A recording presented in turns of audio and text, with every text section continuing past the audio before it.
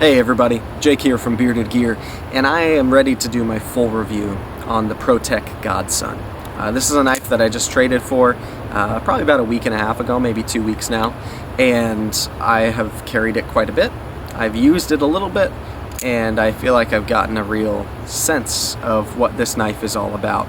I'm actually up, if you've watched my giveaway announcement, I'm in the same spot, but I'm up in Los Angeles, right above downtown. I'll show you before this video is over actually what the view looks like from this rooftop. It's a pretty rad spot, but we're just having a family day over here, and I needed to get something filmed, and this is actually a spot where I've shot quite a few photos, not only of knives in general, but I've posted a couple pictures of this knife that I've shot up here on this rooftop, so I thought this would be kind of a cool climax to the video series of this knife to show it up here. I don't think I did my first impressions on this knife, unless I'm totally forgetting it. I feel like I did an unboxing and then I got busy, and now it's definitely full review time. So if that's the case, I'm sorry. I can't honestly remember all the videos that I make sometimes because I make a lot of videos. But the Godson to me is one of the knives that first comes to mind when someone says the word Protech. In their model lineup, it's a knife that just, to me, I don't know, maybe it's because they've had it for a long time, and as long as I've been aware of Protech, it's been one of their models. Maybe it's just because it's a little bit unique, and it's popular for them, even being as unique as it is. I'm not sure what it is, but when I think Protech, one of the first few knives, every time that pops into my head, is the Godson. And I think now that I have one, I understand more than ever why this knife is so popular for Protech. So first things first, let's talk about the kind of anatomy of the knife, and then I'll talk about what I have found with the knife. So obviously, as you can see, this is an out-the-side auto. If you're familiar with Protechs, then you're familiar with the fact that most of their knives are built that way. We have aluminum handle scales, which have been, pardon me, hard coat anodized black. I really like the way Protech does anodizing on their aluminum.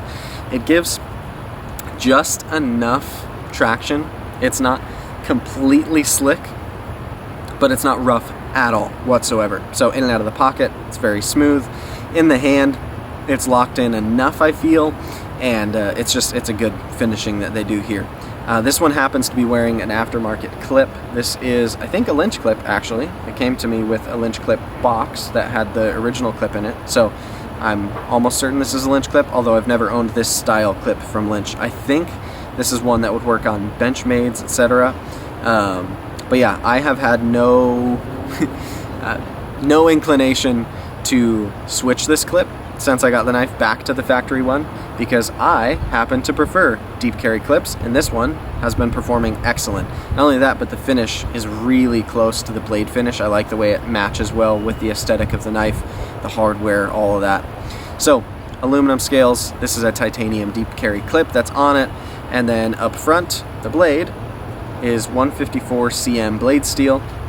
Again, if you're familiar with Protech, you're familiar with the fact that they use 154 cm a whole lot, have been for a long time.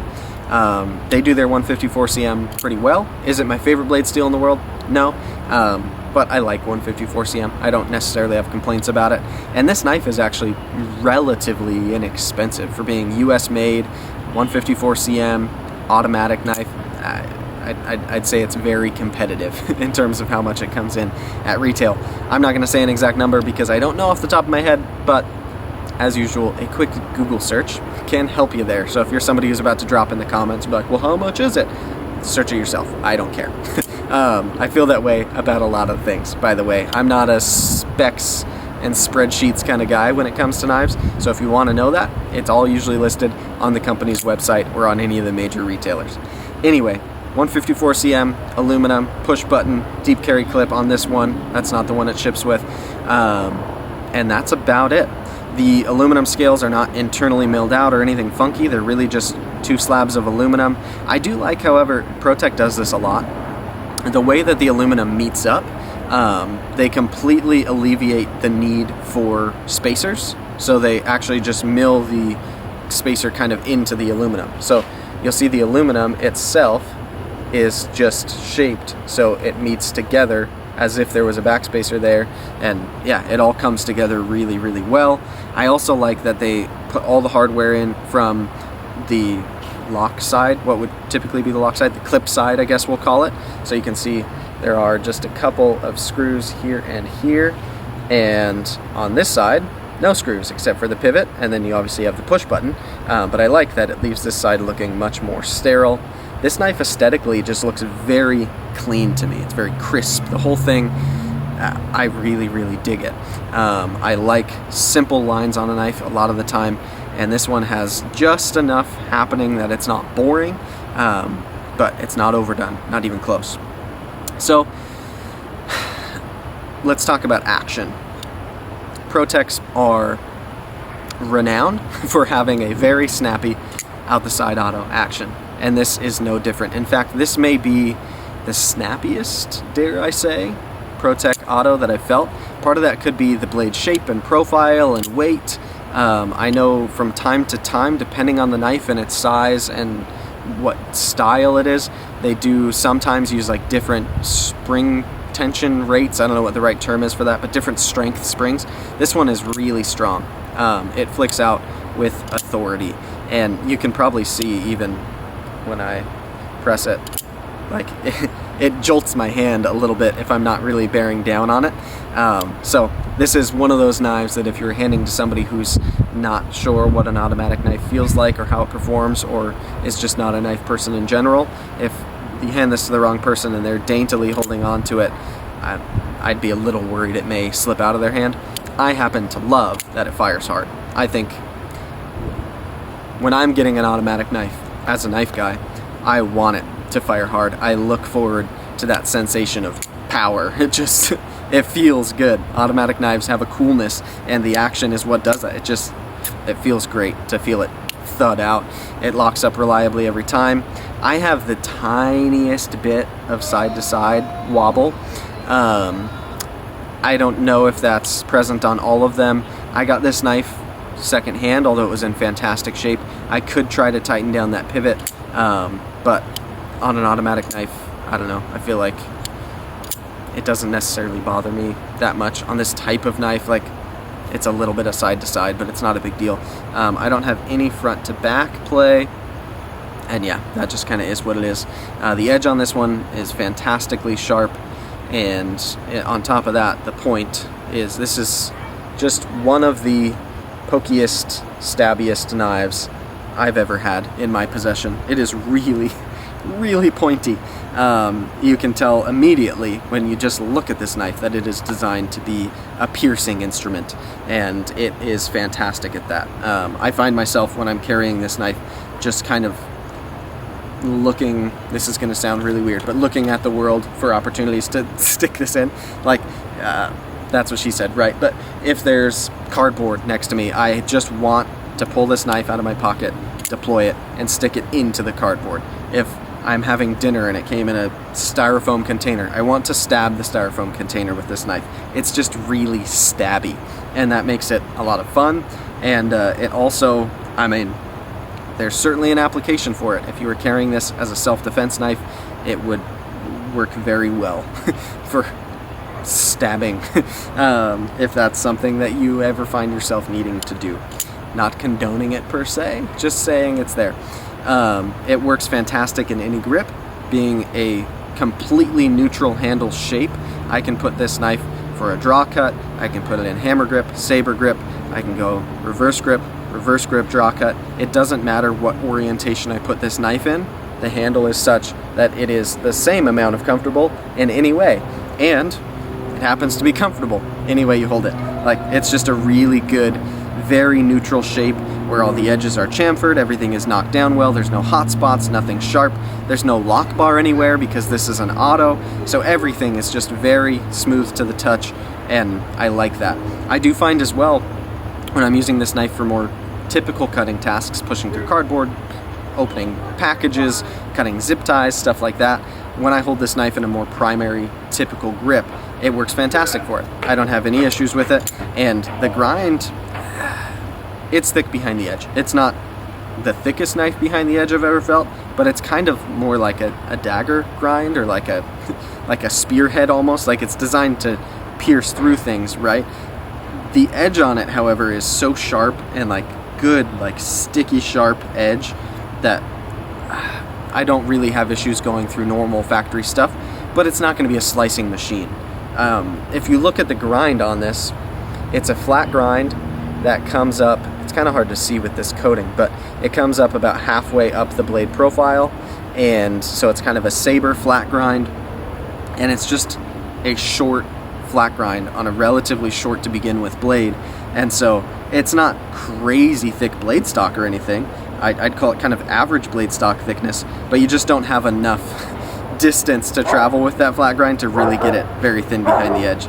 So I can see why that would be a thing. If this was hollow ground and had a really like a slicier behind the edge thickness, I think that could be a good thing, but then it wouldn't be as strong for the actual like piercing tasks, which it's seemingly designed to do. So I get how we got there.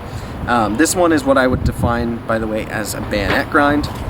Again, I hope you can see with this blade coating, but the way it's ground, you have a kind of saber all the way along here at the bottom, and then kind of a swedge up here that comes maybe 2/3 of the way up. So we've got an actual flat here, but then it's ground in from here forward, and that's just going to help even more with piercing tasks. So really this knife is a piercer. That's what it's designed to do. It is a stabbing implement, and it happens to have a good sharp edge the whole length of the blade on top of that, so you can cut with it, and like I said, it cuts well for what it is, but this is not going to be my sliciest knife. Like if I'm going to go and do a bunch of slicing and I try to compare this to my PM2, a full flat grind here, which is a reasonable thickness behind the edge, not even super slicey compared to other knives that I've owned and experienced, but much thinner than this, like the contrast is very stark. But that being said, if I'm going to just repeatedly stab into material, this is going to be the better blade shape for that. So anyway, like I was saying, this blade shape really, it just through and through, and you can tell this by looking at it, you don't need me to tell you, it's designed to pierce. It is a stabbing implement. It is not designed to be a super thin, slicey EDC cutter that just goes through cardboard all day long. That's not the intention here. And so I'm a big philosophy of use guy. If you haven't heard me talk about that, then maybe I need to start saying it more, but I feel like I say it a lot. It's important to me to understand what a knife was designed to do and then to judge it based on that thing. Now there are plenty of knives that are designed to do things that I have no interest in, and so I'm not even going to have those knives to begin with. But knives that interest me, before I really dig deep into them, I want to understand what they're designed to do. And this one, through and through, from where I stand, appears to just be a stabbing implement. And that's cool, and it's fine. Is it the most usable EDC knife because of that? No. But it happens to be also very sharp, also ground in a way that is usable, and it carries very well, it's lightweight, and it's just really cool. So I feel like it works as an EDC knife, and I have found that I haven't mind carrying and using this knife at all. It's very effective for everything that I need it to do. Not the most, but very. And so yeah, I've enjoyed it, but I don't think it's even trying to be the most capable all-around EDC knife that there is. And that's fine. I like products that can be a little bit niche, and I'm fine with that. So yeah, I think there's a lot of strengths here. I think the coolness is strength number one. Sorry about that. My wife was hollering at me that we need to decide what to order for dinner. Anyway, as I was saying, when I show this knife to non-knife people, they think it's awesome. They think it's really cool. When I show this knife to knife people, they think it's awesome. They think it's really cool. In general, most people that I've shown this knife to have just kind of geeked out about it. I think it's a design that, because of its simplicity, works really, really well. I don't find myself very often super drawn towards like kind of dagger-shaped knives or knives that are just stabby for the sake of being stabby. But this one, it's cool to me. I really enjoy it.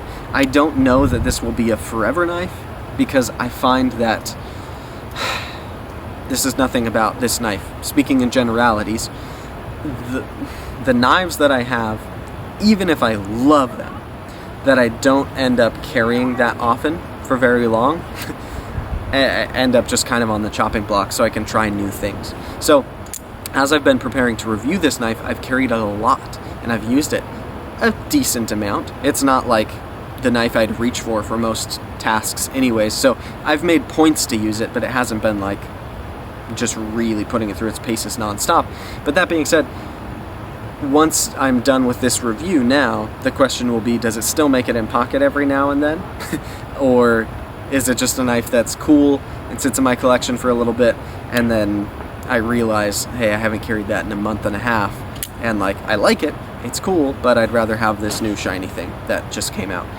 That may happen. We'll see. Time will tell. If I had to guess, I'd say I probably won't have this knife forever, but maybe I will. I do really, really like it. And I've had a lot of fun with it, and it just kind of speaks to me to a certain degree, and I think that's a fair thing to say with knives and in a hobby in general. Like, sometimes there's a piece that just kind of speaks to you a little bit, and this is one of those for me. I find it really cool. I like the way it looks, I like the way it carries, I like the way it feels in hand, I'm okay with the way it cuts, and that's kind of all there is to it. So that'll be my full review on this, the Protech Godson. I like it. It's a fun knife, and I've had a good time with it. I'm not upset at all at myself for trading for it. I'm really glad I've gotten to experience it, and yeah, time will tell how long it sticks around. But I'm going to show you guys the city real quick, and then we're going to wrap this one up. I hope this audio is even workable. Also, there's a squirrel right there. See that? Just came right by me. Anyway, let's show you the city real quick.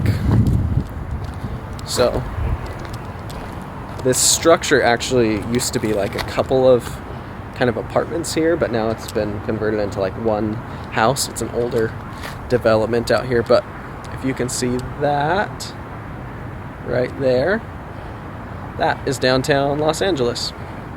So, we are not far from the city. We're like, I don't know, 2 miles from Dodger Stadium, something like that. And I really like coming up here. I like to spend a little time up here each time we visit, just because it's cool to get this view that not a lot of people get to enjoy all the time. Anyways, thank you guys for watching. I appreciate you taking the time, and thanks for looking at the Godson with me.